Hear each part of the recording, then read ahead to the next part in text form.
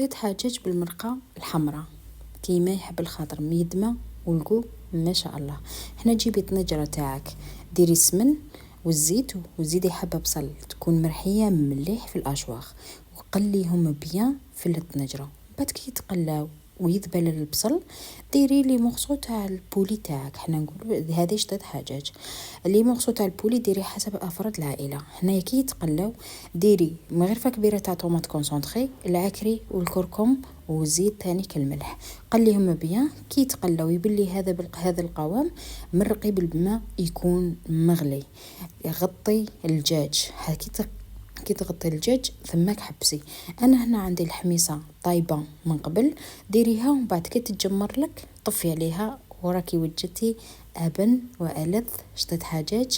المرقه ملبيه وخاثره والقو ما نحكي لكش. ما تنسايش ابوني وجيم وكومونتير.